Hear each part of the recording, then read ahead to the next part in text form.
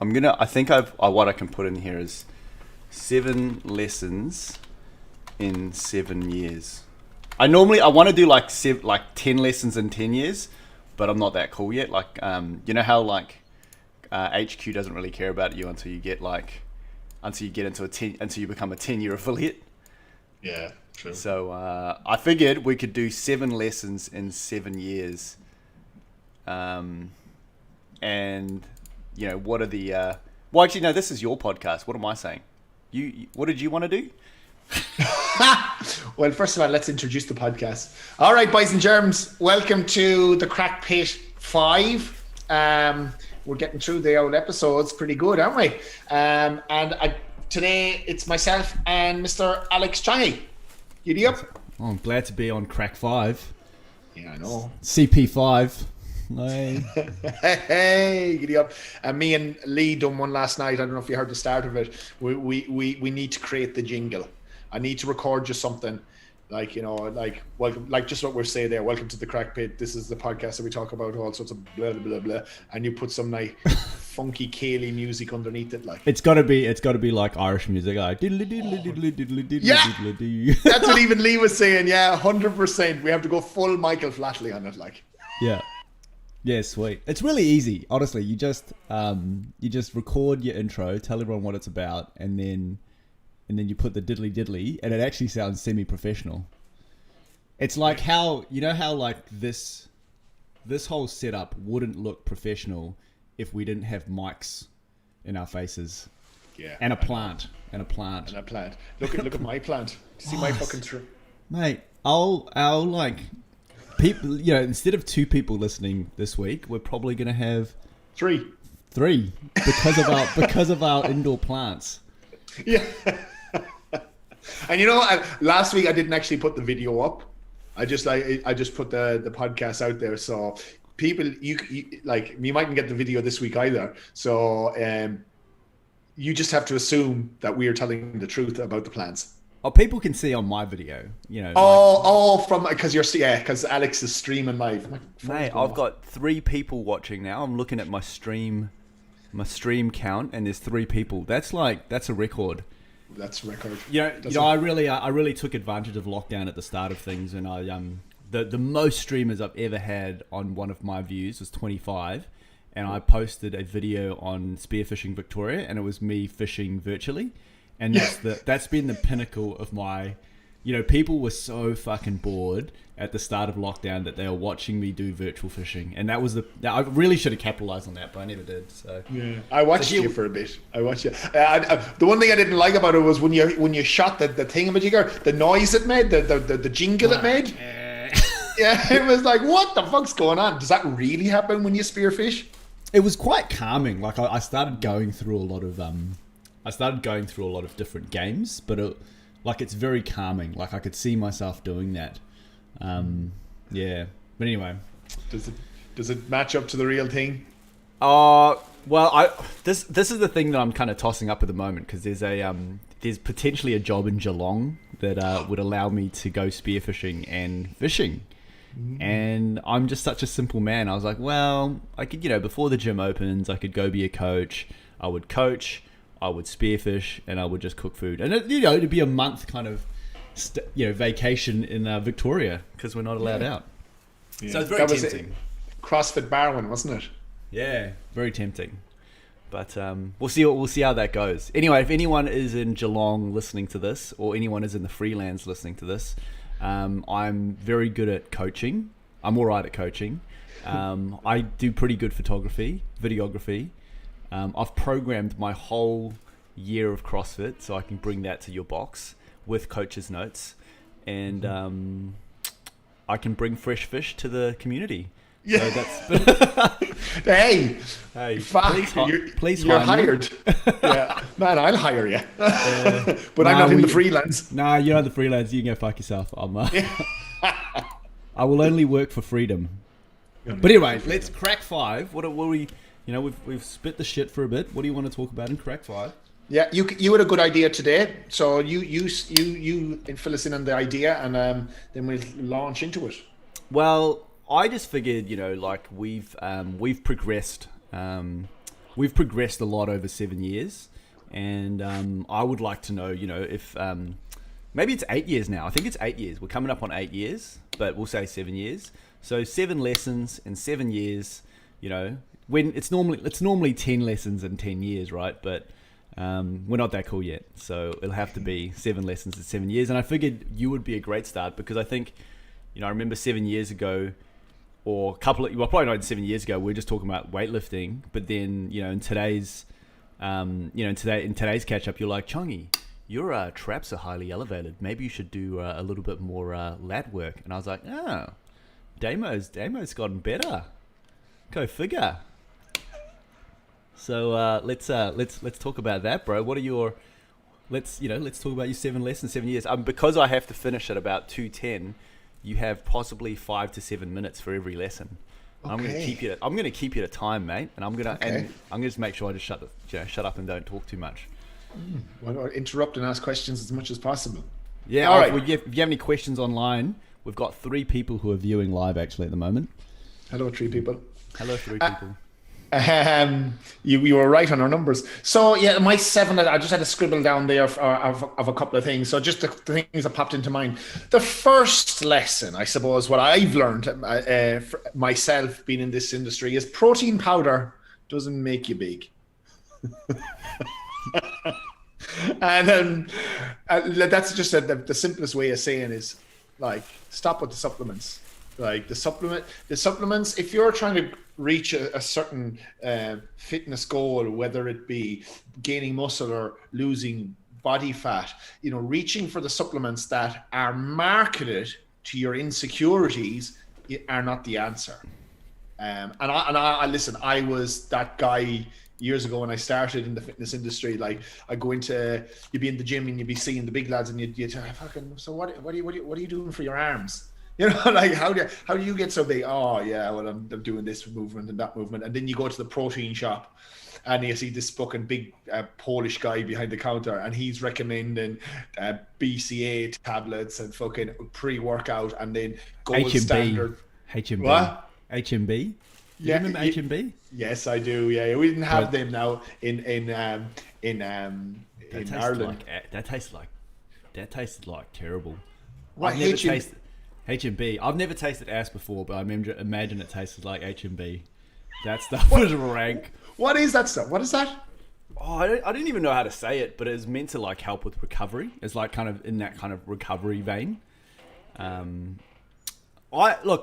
agree with you, but the other thing I'd say to that is like sometimes a supplement, if your supplement is something that says like if you're doing most of the right things and there's just one thing that maybe just kind of unlocks your, like it's the bottleneck, like there are some supplements that I think can act as like that can open up that bottleneck. So I don't know if I told you, but I remember I upgraded my NBN to allow for all the streaming, but then I didn't realize that I had a shitty network card in my old computer. So I had this 100 meg fucking streaming thing that I was paying for, but then my thing was actually doing a 10 meg thing. So when I upgraded my card, it exposed my whole NBN thing. So I think I think protein's probably like, protein doesn't make you big, but let's say you had some supplement that improved your sleep, and then that unlocked. But generally as a thing, yeah, supplements are bullshit. I haven't found a supplement yet that I've been like, yeah, that works fucking awesome. Steroids work. Yeah. They work really well. Well, yeah. I've heard from the I think all the studies that I've read about in all the like all the weightlifting programs that you read. I read the study where it said the biggest definitive difference between good weightlifters and bad weightlifters or whatever, or like progression, wasn't the weightlifting program they were on. It was just whether they were on steroids or not. So yeah, 100%. 100%. Those are the only fucking supplements that I would have to shut my mouth and say, actually they work. Well, I think anything that affects your hormones will work, but other things affect your hormones as well, just not as dramatically. It's a word. Anyway, Karen, I interrupted again. Fuck, No, terrible. that's all right. That's good. It's good input, Johnny. It's good input. But anyway, yeah. I suppose like don't be reaching for the protein powders for especially if you're at the start of your journey.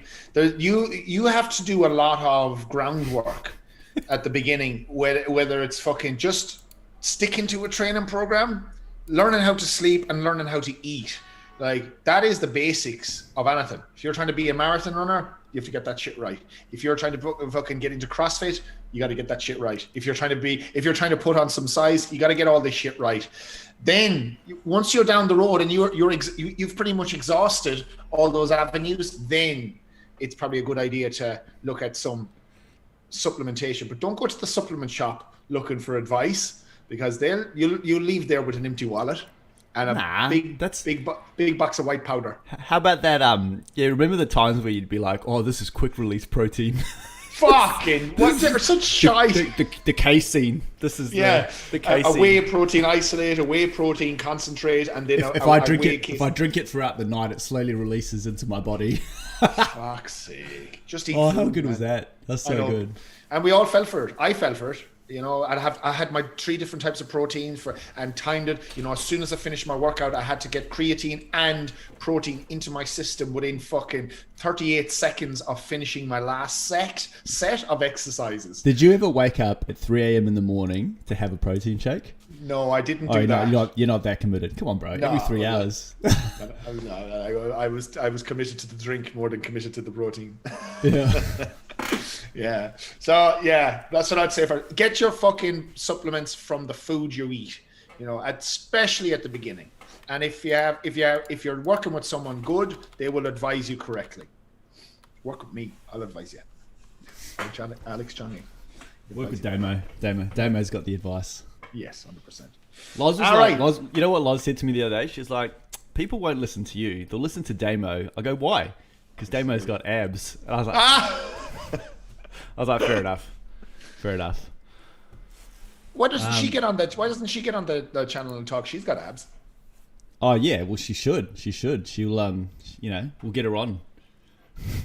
She's very we can try and get her on. Yeah, we do it because she's been to regionals. She's been in a team for regionals. She'd be great to talk to. So she is the person who's changed my mind about, like everyone gets really kind of sarcastic about when someone comes in when we're at the start of opening a CrossFit gym and they're like, I want to go to the games, and you're like, you put up your thumbs and you're like, all right, mate, yeah, that's cool, yeah, we'll get you there.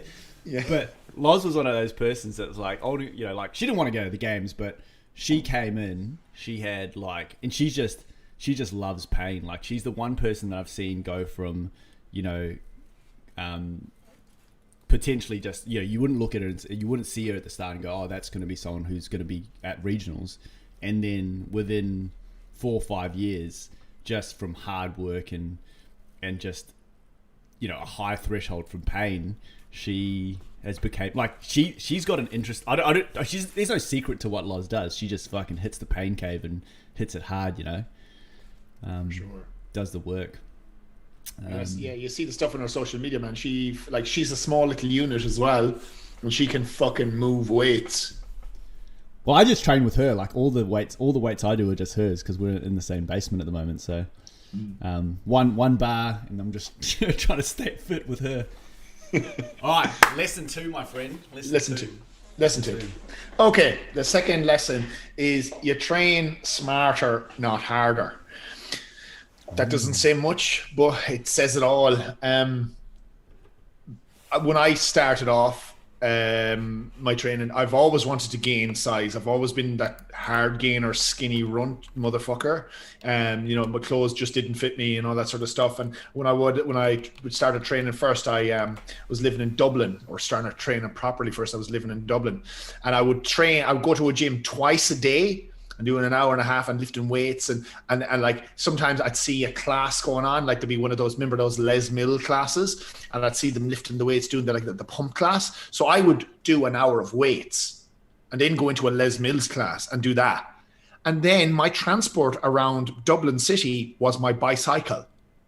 And I lived 6Ks outside the city. So not only was I cycling in and out 12Ks every day and training twice a day and doing Les Mills classes, I wasn't fucking eating enough. But I was like, I thought I was doing everything right, but I was just burning myself at both ends. I thought more work meant more results. You know how many kilos I gained in about the first 5 years of training? 1 kilo. 1 kilo. 1 kilo. I went from like 72 to 73 kilos and then back down to 72. I was like, this is fucking bullshit. Like, what am I doing here? Again, yeah, trying all the supplements, like talking to all the Eastern European lads that were in the gym because they were fucking jacked, and like becoming friends with them. And there's this little weedy Irish white boy bopping in between them and, you know, telling them jokes, and they haven't a clue what I'm saying, but they're laughing anyway. But I'm like, what supplements are you using? And I'm like, I'll be jumping on whatever the fuck they'd be using. But I was just training too much. I wasn't training smart. I wasn't thinking, like, you know, I was training like an endurance athlete, but trying to build muscle. And I didn't have someone to direct me in the right way. And I just probably wasn't eating enough as well, because I was just burning everything. Like, probably in a very catabolic state, fit as fuck. But I do enjoy seeing old photos of you. It's quite funny. I look like a little boy. When I opened the gym first here in Melbourne, like, you know, with no beard or anything like that, I look back and I'm like, Jesus. Kind of like Napoleon Dynamite. Like, okay. Yeah. So what was it? Train smarter, not harder. And that's the, now that I've figured shit out later in life, I still need to apply that. Like, since COVID has kicked in, my thing is I just build a muscle. I'm just on a bodybuilding program that I've come up with myself, and I've pretty much stopped doing CrossFit and endurance style stuff. Well, I'll do endurance stuff or cardio stuff once a week for 40 minutes just to kind of keep, you know, being able to breathe better. But because I've completely switched to bodybuilding and my goal is now gaining weight, I'm actually achieving that, you know, and I'm not doing all these CrossFit workouts that will get you fit. But if your goal is to build up or put on a bit of size and get strong, you have to give something away. You can't gain everything at the same time. And this is a problem that we've ran into many times in CrossFit, is because there's so many bloody skills to master in CrossFit. There's the gymnastic skills, the muscle ups and the handstand walking, handstand push-ups. And then you have Olympic weightlifting skills, which are the most technical skills you'll have to ever teach anyone, cleaning and jerk and snatching. And then you have to fucking get strong on top of all of that by doing your powerlifting movements, by deadlifting and squatting. Now, to tailor a program where you get good at all that stuff at the same time is impossible. I don't know any human that can, you know, just excel without dedicating a certain chunk of time to one of those particular elements, especially Olympic weightlifting. Like you, me, Ben Poon, Luke Anderson, like at the start, we were fucking swinging a barbell over our head for fucking years before we kind of made solid progress. And I don't know how many coaches I've been through that have like taken me from one spot to the next. But it wasn't until I actually dedicated a solid chunk of time to working on the snatch and the clean and jerk that I actually hit 100 kilo snatch, and then I retired. I thought world peace was going to happen when I hit 100 kilo snatch. Yeah, so did I. I think we had this. I had this bet with a friend that if I hit 120, I'd get to name his firstborn child. How did that go? I got to 116. Did ya? Yeah. Fuck. Yeah, back in the day. I was strong. I didn't. Yeah, fuck. That's solid, man. That's a solid snatch.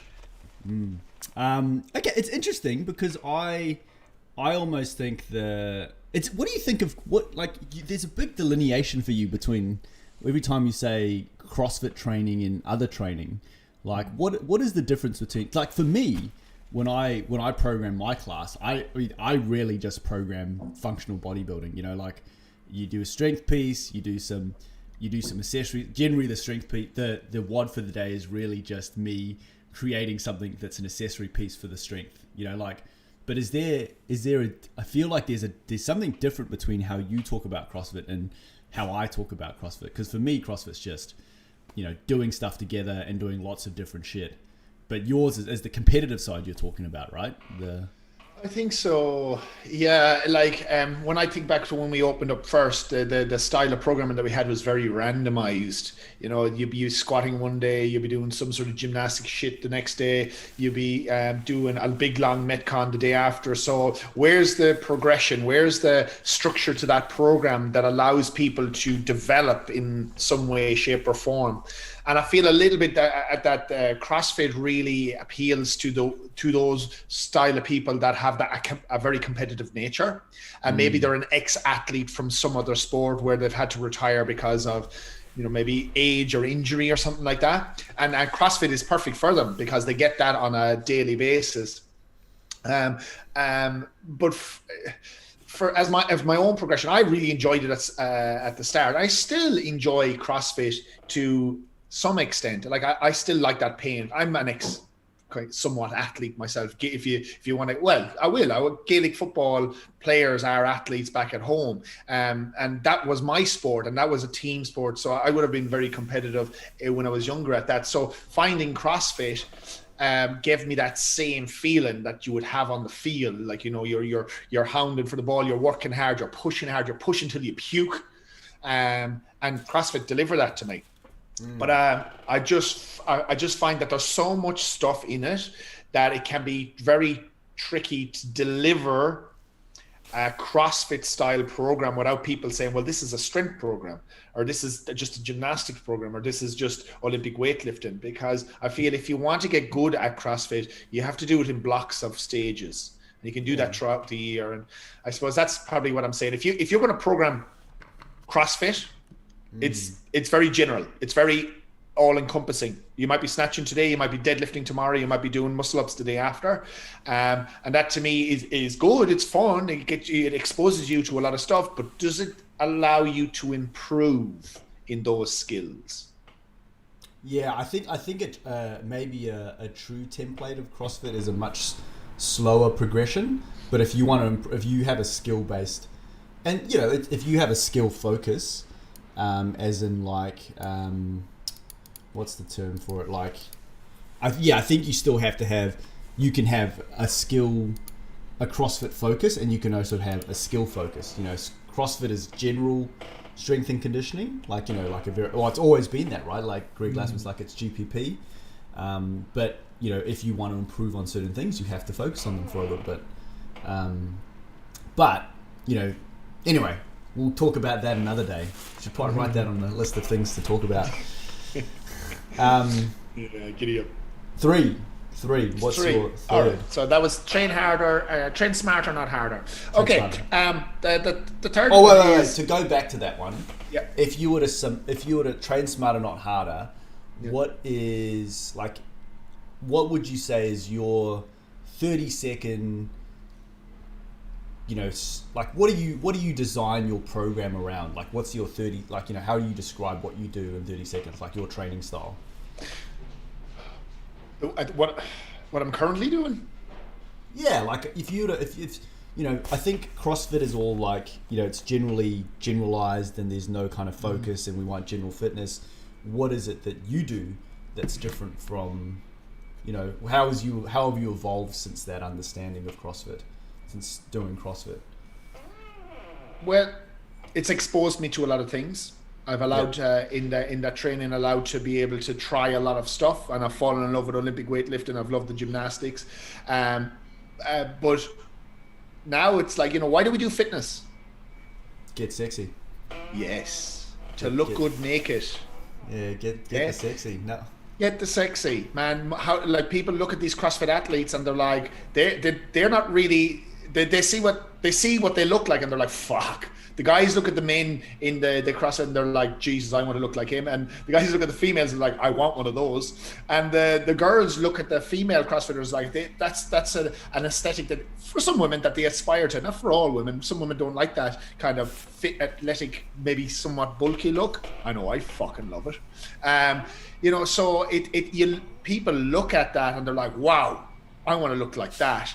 and they assume that they can get that way by doing CrossFit, but there's other ways, and there's other ways that won't burn you out as easy and won't fuck you up as much. And not saying that CrossFit is going to fuck you up, but if you go to the wrong facility with an idea in your mind that you want to look sexy, it will fuck you up.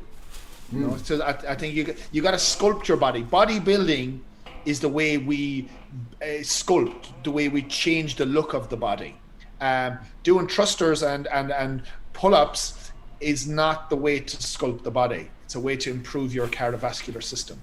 There's principles to bodybuilding, like time under tension, you know, metabolic stress. You know, in a workout like Fran, there's fuck all time under tension. It's springing through muscle, and you're using a momentum in pull-ups to get you through the workout. And then the workout's over for some people in 3 minutes. Okay, so what does that do for, you know, metabolic stress and the muscle development? You know, it looks sick. It's awesome to watch. Yeah. But if you're trying to build some bigger quads or a booty, sometimes you need to slow those fucking reps down and squat heavy. You know? Yeah, I get it. Sweet, man. Well, bit longer than 30 seconds. Well, you know, whatever. Like, I think, you know, CrossFit. When I think of CrossFit, it's this is about you this week. Yeah. Are we number 3, number 4? Yeah, well, that was number. That was only number 2. Was that number 2? Fuck. All yeah. Right. 3. Let's get to 3. We're moving slow. Yeah. Track it. So you must track your calories. You must track. You must track everything that you fucking do. But tracking your calories and what you're consuming is hugely important. Really? Yeah, mate. Yeah, you fucking should know. Listen, I the way I've learned, and I'll repeat my story that I told you earlier on. It doesn't really matter what diet you're on. You can be following any fucking style of a diet. They all work. As Stan Efferson would say, compliance is the science. You stick with it, it will work for you. But you need to make sure you're consuming the correct number of calories for the goals you're trying to achieve. Now, whether you're trying to build muscle or lose body fat, you need to be tracking the number of calories that are going into your body on a daily basis. So you have you're intaking the correct amount of energy for the exercise and the activities you're doing. It comes down to calories in versus calories out. Now, this is an argument that has come on from the dawn of time, whether that's right or wrong, but it's the blood and guts of it all. Every single nutritional protocol that's out there that people jump on and they lose weight from, it's because it puts them into some sort of a calorie deficit from the get-go. And it changes their eating habits. So they're eating different foods and more often than not, healthier foods and less of those foods. So yes, paleo works. Being a vegetarian works. Being vegan works. Going keto works. What else is the one? The Barry Sears one. They all fucking work. But the most important thing is understanding that there's a deficit there. Now, you need to have the correct deficit, not an extreme one, because if you go into an extreme deficit, your body can't sustain. You know, you're going to go into a catabolic state. You're going to start. You will lose weight, but you'll be losing fat and muscle mass. And you need muscle mass in order to keep your body a calorie burning machine. So if you're the amount of muscle mass you have is, you know, everyone says you have to have, like, they're like, oh, I'm getting older, my metabolism's slowing down. It's because your ass is losing muscles. That's right. We'll just correlate that to you know, metabolism, you know, functioning chemical reactions in your body. Mm-hmm. Muscles. Yeah, muscles are the key. More muscles, more metabolism. Yeah, the more muscle you have, the more you can fucking eat. I think everyone kind of understands that, you know, they need to track their calories at some level. My feeling is that most people think that it's just too hard, but it's really fucking easy. You just get an electronic scale, fucking MyFitnessPal, you can scan in food, and you just have to. I always feel like sometimes it's just showing people how easy it is, you know? Yeah, and that's it. And I think also that people think they're going to have to track their calories forever, and they're going to have to restrict things and they're going to be limited in what they can have and this, that, and the other. And that's not the case. The way I approach it with my people and my clients is eat the fuck what you want.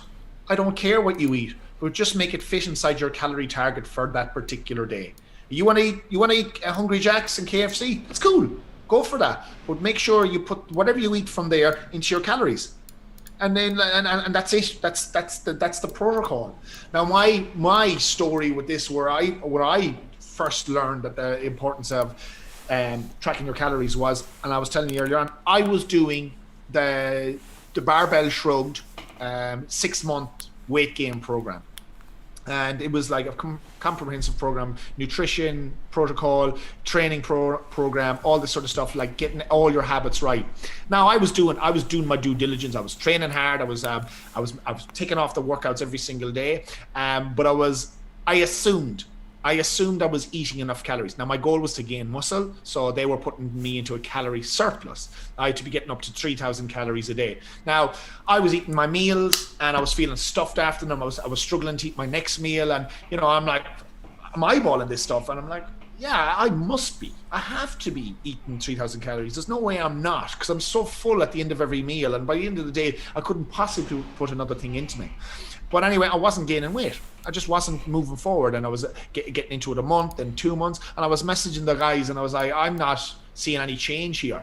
And they were like, are you making sure you're eating enough? And I'm like, yeah, of course I am. And eventually they bit the bullet on me. They were like, all right, send us a link to your MyFitnessPal. Whoopsie, I wasn't tracking. I was assuming. So then I was like, fuck, I need to get on this. So I done it the old fashioned way. I didn't know how to use MyFitnessPal at the time. So my old fashioned way was, I just got my note, and well, it's still my way of doing it. Got my notepad out. I weighed my food. I wrote down the weight of my food, and then I went on Google and I typed in, what is the calorie content of 150 grams of white potato? What is the calories of 200 grams of steak? And that gave me a rough estimate of like the calories I was consuming. And when I worked it out, man, I was 1,000 calories short of the target I should have been at. And from that point on, that was my game changer. It was like, right, now I got to start eating the correct number of calories. Now I wasn't able to jump from 2,000 calories to 3,000 calories in a day. That took time, because you got to train your body to be able to consume that much food as well. So it's one thing having a calorie target. Mate, that's what you skinny boys think. I could jump 1,000 easy. Yeah, I'm the opposite of you. I'm the opposite of you, though. To be fair. Yeah. Well, you think, but if I say to you now, right, Alex? Okay, tomorrow morning when you wake up, by the end of the day, you need to consume 4,000 calories. I want to see you do that. You want me to do that? That challenge? You want me to vlog that? I'm gonna vlog that tomorrow. Do it. I want to see that. Calories. Yeah, I want to see you do it. Right, it'd be like in the morning I'd have like 2 chicken thighs, some rice, that's like 800, and then like middle of the day, like for 10 o'clock I'd have like a yogurt, one of Loz's yogurts, so another 200, I'm at 1,000. Lunchtime we'll have some more, I'll probably just go have some more chicken thighs. Chicken thighs, man, they are high, high calorie content. Oh, okay, you know what I figured out the other day? Like, because I'm tracking my calories now. I was like, I'll have some of this Kewpie dressing. Have you had that sesame Kewpie dressing? What is that? Bro, if you have trouble making calories, there's this like Japanese sesame Kewpie dressing. It's fucking delicious. It makes everything taste amazing. And okay. I was like, ooh, I'll just have some of this. And 2 tablespoons is 200 calories. Wow. Wow. I was like, that's not right. And they're like 30 mils, 200 calories, and it is fucking delicious. It is it's so good. Can you say the name of it again? It's like sesame dressing, and they call it Kewpie dressing or something. Kewpie dressing. Yeah, okay. I'll just get it for you. I'll just buy it for you. It's delicious. It makes everything delicious. But we were like, Kewpie. Well, okay. The challenge stands, Mr. Alex. I've got access to your MyFitnessPal. I want to see you. I want to see you log everything tomorrow, and I want you to hit 4,000 calories. 4,000, fine. I'll hit 4,000. Is the challenge accepted? That does mean that okay, fine. I'll do 4,000 on what was that, Saturday? Or do you want to do it on Saturday? Tomorrow's cool. I'll do Saturday. Saturday's easy. Okay, let's see. Okay, Easy. tune in next week to see if Alex exploded or if he managed to consume all the calories. Do you know how I'll do it? So it's quite easy. I make this thing called zuk, and zuk is like my family knows about this. It's like it's this rice, like this Chinese thing I do. Like you cook up the chicken, and then all the chicken stock goes into the water, and then you pour in the rice. And I used to make this for my family, and there's a story of me making it for the family, and they're like, "Zuk." But the problem is, like, I made it in the morning, and my family came in at night, and they were like, "Where's the zuk gone?" And I'd eaten like fucking, it must have been like probably like 2 bowls of rice worth and 2 chickens, just because I just kept eating it all throughout the day. And the amazing thing was, it's kind of like. It's kind of like risotto, but it's not. And like, yeah, bro, I can easy. I'll make some tuk tomorrow and smash it, and then it'll be like 4,000 just. Okay. Yeah. I want to see it on my fitness pal. Yeah. I'll make sure. You know, the way that I'll do it is I'll get the chickens. I'll weigh up the chickens. I'll get the calories, and then I'll get the calories from the rice. I'll make the tuk, and then I'll just smash that all day. It's delicious. It's delicious. Anyway, done. Got it. Okay. The listeners, you've heard that. All 3 listeners. Alex is going to smash. Oh. No, we're at 4 now. We're at 4. And we've had some comments. Someone says, just eat a deep fried chicken.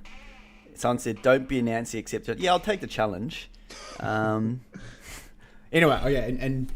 and Jane says, what gets measured gets managed. I'm saying what gets measured makes way for treats. Because, you don't feel so bad when you're eating stuff that fits in the plan. Well, that is exactly it. Nothing's off limits. There is no food. I will never restrict a food from a person at all. As long as it fits inside your calories for the day. If you feel like fucking having a stick of, what do you call it, a stick? A block of Toblerone at night, because that's my weakness. I love my Toblerone. Or fucking cake and ice cream. That's fine.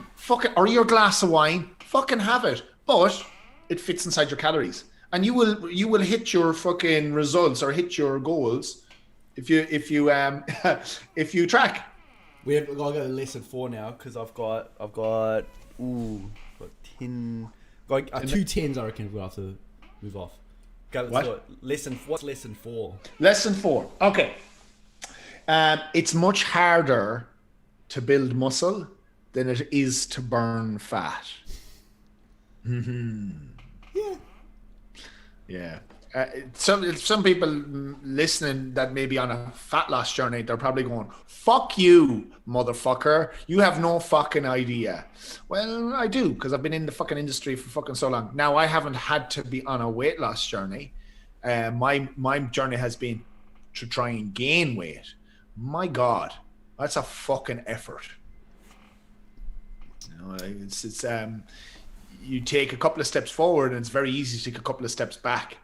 Yeah, and my thing is, regardless of the journey you're on, and I met a Daily Craic about this, once you get to a new weight, a new body weight, fat loss or muscle gain, you got to reset your body to this new weight.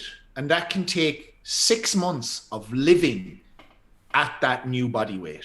You haven't earned it yet. You haven't made it like a homeostasis yet. You haven't locked it in yet. So you can lose a load of body weight or you can gain a load of muscle. But once you get to that new fucking number, you got to stay there for a minimum of 6 months before you can say that's yours. So James put fat loss riding a bike down a hill, muscle gain riding a bike up a hill. Like, yeah, okay, yeah. I agree with that. On behalf of all the, I'm gonna say we're the easy gainers. Muscle build. It depends. Like muscle building is. I did that. Look, it was the start of COVID. Admittedly. And probably a lot, like some of the things I gained was kind of fat, but I did that 8x8 program, and I swear I'm start of COVID, I'm like 94 right now. Like I'm not 94 I'm not 14 kilos of fat, you know. And it started COVID maybe like 84, 85. So I feel like 10 kilos on at the start of COVID, but it's not all fat. No. You know, so I feel like gaining muscle for me is easier, but so is gaining fat. But losing fat, that's the... Anyway, that's for the I just like to speak on behalf of the heavier people in this conversation. That's, you know, sometimes losing fat is hard. Oh, listen, both journeys take time. Both journeys. Because if you have 10 kilos to lose, that 10 kilos that you have to, or that 10 kilos of fat that you have to lose was not put on overnight. That 10 kilos crept on you over a couple of years of, you know, slightly bad habits. And that's the thing that I try to let people know. It's like, it doesn't just jump on. It doesn't just happen immediately. So when it comes to making the choice that you want to reverse it, looking for the silver bullet or looking for the quick fix, and it's same for people looking to fucking build muscle fast, like the steroid needle, you know, that's the quick route to it. And you have the liposuction, and you have other fat loss supplements that people can take. Hydroxycut, remember back in the day, that people would take, which is just basically tablet speed. Caffeine. Just pure fucking caffeine. Like you have these silver bullets that are out there, but what's the dangers of using them? And you know, the process that you have to go through to improve your habits and to go on the journey teaches you so much. And you will keep the rewards of the journey as long as you're willing to take the journey. Your mate, yeah, I agree with that. There's no silver bullet. There's the work. They'll do the work. There's the work. Yeah, and the work requires motivation at the start. You know, you need probably someone to kick you in the arse to be like, come on, fuck, let's get going. And you know, you got to think about your results, and you got to kind of fucking push yourself to get the motivation at the beginning. But then that motivation turns into a habit. Then all of a sudden, like, you know, you're rocking up at the gym each and every day, regardless of how you feel, because you know that once you finish that workout, or once you finish that program that you have laid in front of you, once you've got done, you're going to feel fucking good. Plus, you're going to get to socialize. Once you start to look good, you start to feel good, your confidence comes back, you're able to fucking get into that dress for summer, or that bikini for summer for fellas, and the t-shirt fits you better. So when the bars do open, you have that extra confidence to go up to chicks and be like, hey, can I buy you a drink? No, fuck off. All right, so fair enough. You know, in my bikini. In my bikini. Yeah. But it's a good feeling when you feel good. But at the start of anyone's journey, the results can seem so fucking far away and so distant that, you know, it's so fucking easy to fall off the wagon, or just be like, oh, fuck it. It's not worth it. I'm not worth it. I don't deserve it. But persist. Anything worth doing and worth doing well is anything worth getting. It takes hard work, and it's worth doing well. Yeah, you know what I mean. I think back to kind of the whole measured and managed thing. I think it's also good to kind of track your results, because it can be very rewarding. You know, at least like going up to climbing mountains is pretty boring, but when you can see that you're moving, it's quite rewarding. So. The view from the top is spectacular. Measuring that. All right, we're up to five. I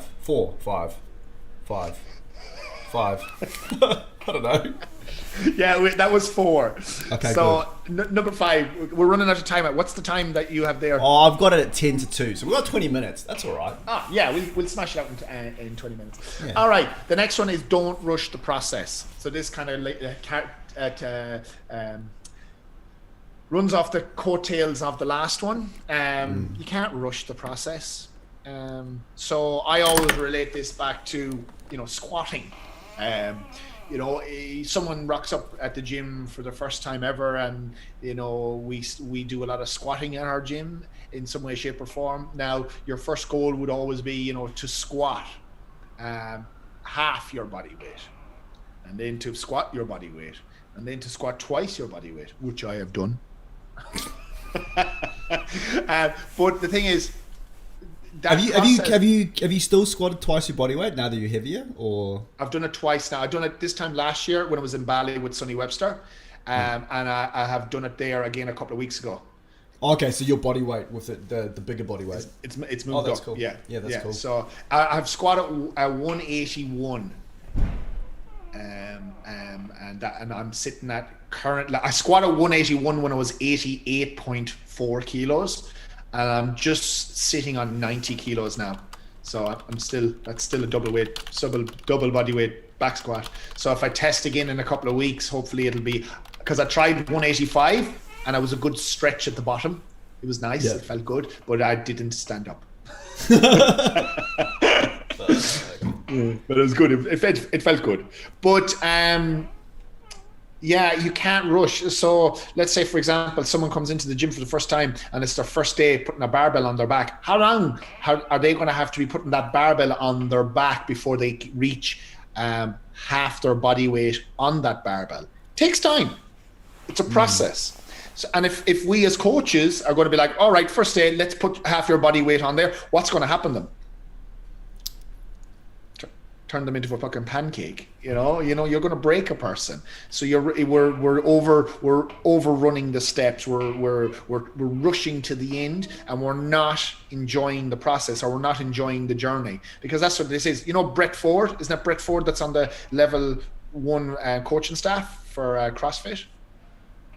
He's one of the guys. He does it with Ed, but he was like, he's like, weightlifting is a lot like. We should get Ed. We should get Ed on here. He'd be good fun. He'd be fucking very good fun.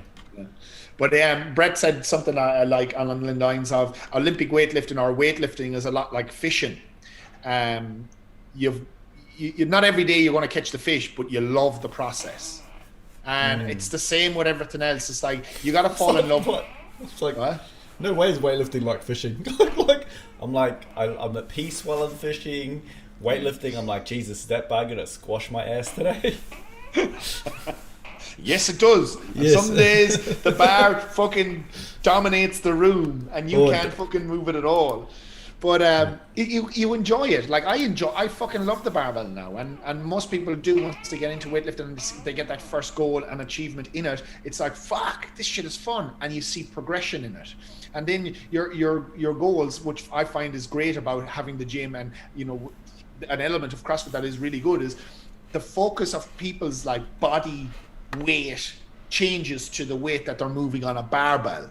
Like there's nothing more, like for females, there's nothing more satisfying than seeing them get stronger, and for themselves getting stronger as well. And they're deadlifting their body weight and deadlifting 1.5 times their body weight and fucking squatting it as well. It's awesome, and builds a great booty.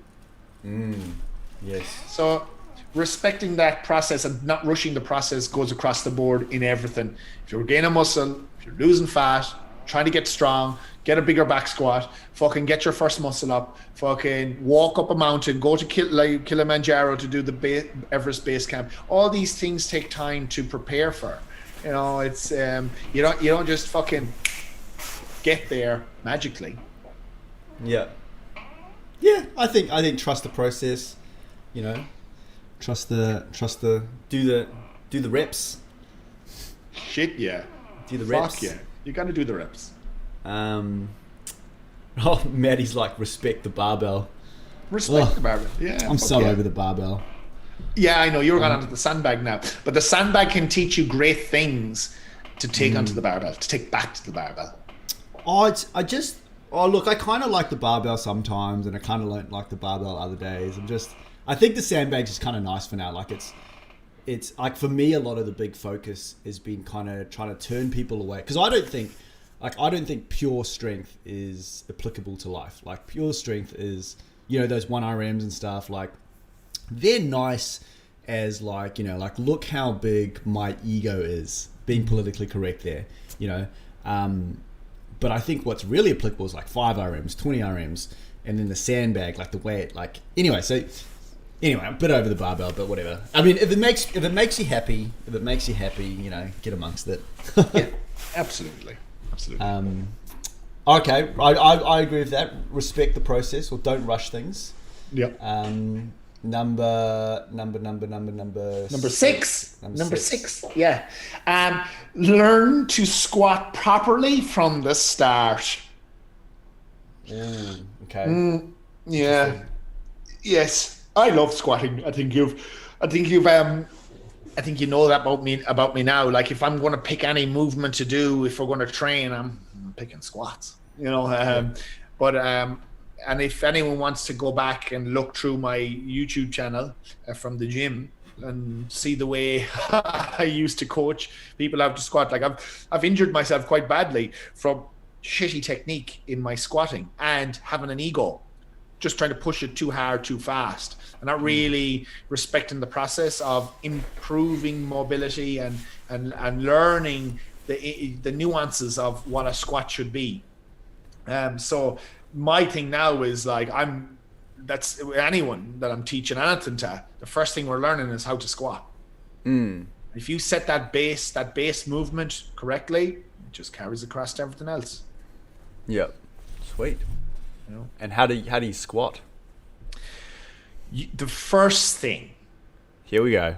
The first thing and the most important thing is to be absolutely planted and level to the soles of your feet.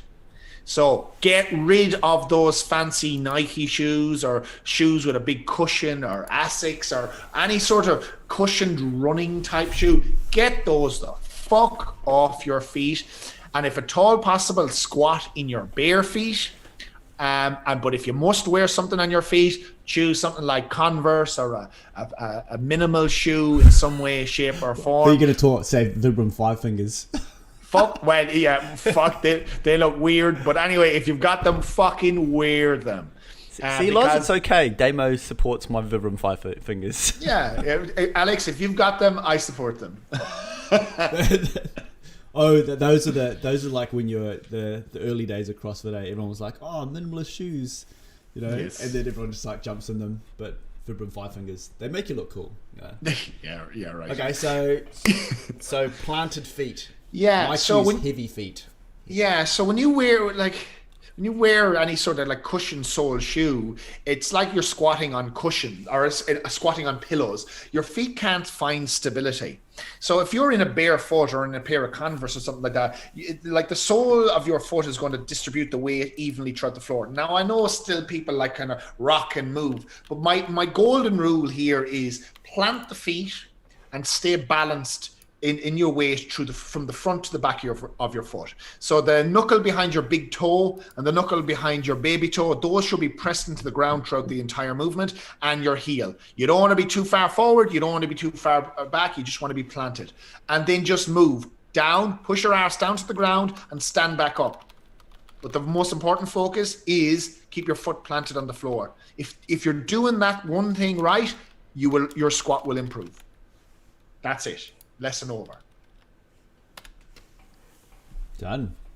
And if you need help, when our gym's open, a Functional U in West Melbourne or CrossFit Westgate in Williamstown have very good coaches and training staff that will teach you these things in person. Thank you very much. I would say that there's lots of keys, but breathing is another one. Like, make sure that you're filling up your midline to the fullest it can be, and then rip it down with your abbots. Yeah. All right, learn to squat. I like it. Learn to squat. Definitely learn to squat. That will serve you well. Then you can, like, when you go to like Southeast Asia and you're walking up and down the markets again, when they finally do open up to us all to travel, you see like all the lads and the ladies sitting like down in the bottom of the squat on the side of the road, fucking doing their daily work, and they can sit there easily. Did you ever read that book, Super Squats? Super Squats? No. It was by. It's a book called Super Squats by Randall Strawson, and he was kind of like one of the pioneers of just getting massive. But you should read this just for the lols, because it just teaches you hard work. It's called Super Squats: How to Gain 30 Pounds of Muscle in 6 Weeks. What? There's steroids involved. There's No, steroids. it's epic, bro. You got to read this book. This book was like, when I read it, I was like, this is the way. And then when you actually try and do the program, like, if you can do it, you'll probably gain 30 pounds in 6 weeks. Because every 3 days, you have to go up 2.5 kilos. So you start... well, okay. Well, I'm definitely going on a fucking cycle of testosterone supinated. That's the crack. Mate, fucking give it a crack, bro. 30 how to gain 30 pounds of muscle in 6 weeks. I'll send you the book. It's real good. It's just fun reading. Yeah. But I've never been able to do 6 weeks of the 20 rep squat program. It's hectic. Yeah. All right, that was number 6. Last number one. 6. 7. Number 6, yeah. So number 7, and the most important. Here we go. Get That's a my drum fucking roll. coach.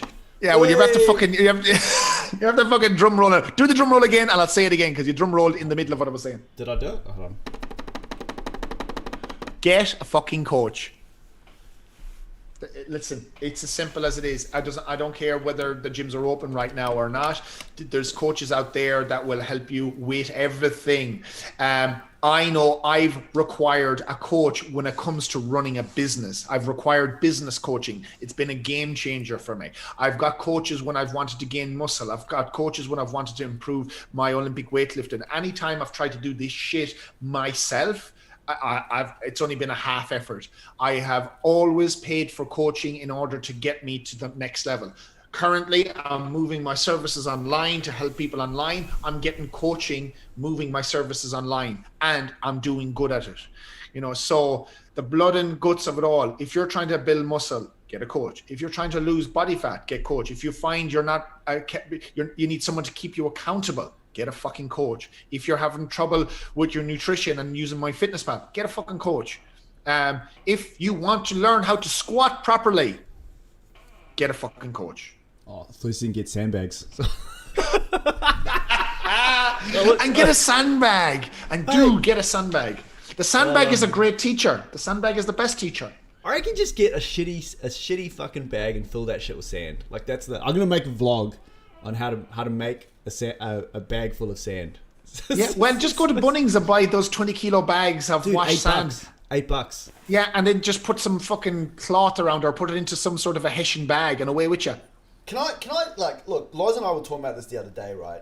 Like everyone's like, everyone's always like, oh, like fitness is really important to me, rah rah, and then like it comes down to like, all right, well, it's it's like whatever the price of a membership is for a CrossFit gym, and they're like, well, it's a bit expensive.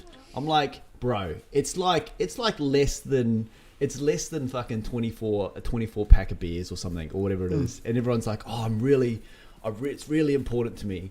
And through COVID, I've heard people like, oh, I've got like I had no work, I'm on JobKeeper and shit, and I'm still investing in coaches, Yep. because that shit's important to me. So like I think coaching's really important. Like it's a really good way of fast tracking your goals, but part of it is people don't see the value of it because the number can be really scary. But if you think about all the times that you've just kind of fucked around and not gotten results, then like, man, I know the cost of your online coaching stuff, but I also know that you fucking killed it in the last like when you told me you were on this online coaching thing, I was like, I'm not sure if we were on a voice, like a web call or something, but I was like, you might have heard in my voice. I was like, okay. Yeah. And then fucking like, here we are nearing the end of COVID, and you've fucking launched a fucking online business. And like that's insane. Like I think, the fact that you invest in yourself and the shit works, like it's you can also get some shit coaches, don't get me wrong. 100%. But yeah, I think the proof's in the pudding, my friend. Get a fucking coach. Absolutely. If there's something that you want to listen, because all the stuff that's been out there that you're trying to do has been done already. And, rather than trying to think that you have to reinvent the wheel yourself, just get assistance in whatever you're trying to achieve, whether it is start up a new business, or it is try to fucking figure out something online, where it is something fitness or health related. Just reach out and talk to the experts. Get the help. And yes, you've hit the nail on the head. There are shitty coaches out there. Sack the shitty coach, get another one. Yep. It's easy to do. It's a service you're asking. I think coaches as well, though, so like, they're not shitty for everyone. They're just shitty for you. Exactly. You know. Exactly. You know. So yeah. So that's shitty for a lot of people. Oh, fuck it. But yeah, when all this stuff ends, man, like all services are going to be dramatically more expensive because of where things are going to be going. Imagine, you know, when the pubs and nightclubs and stuff open up, can you imagine the price of a beer? I don't drink, so that's all good. I know, that's why I said it. Yeah. You're like, fuck. I remember. Okay, no, I did have a beer at the start of COVID, and I was like, I think I went up and said something really weird. Like I was like, "Oh, can I please have a pint glass of beer?" And the guy just looked at me and was like, "What the fuck? What's wrong with you?" Weird. A pint glass. Oh, I said something. It was something weird. I was like, it wasn't like a pint glass of beer. I just said something really weird, and they were just like, "Huh?" All right. Well, 7 lessons in 7 years. I think those are very good, and I think thank you for sharing those. No worries. And next week, Alex, we'll have yours. My ones are actually completely different from yours, and some they're even like totally different. Good. They might be even contrasting. So if you think Damo's a shit coach, come to me, and maybe I'll be your okay coach. Perfect. As you said earlier on, not every coach is for everyone. Yeah, brother. All right. Well, perfect. I will see you next Tuesday for the Jacked and Juicifus. Absolutely. That one's gonna be a little bit later though, maybe like 1 o'clock. Okay. Easy. Yeah, sweet. Okay, sweet, brother. Perfect. Boys and girls, thank you all very much for listening, and we'll chat to you again shortly. Giddy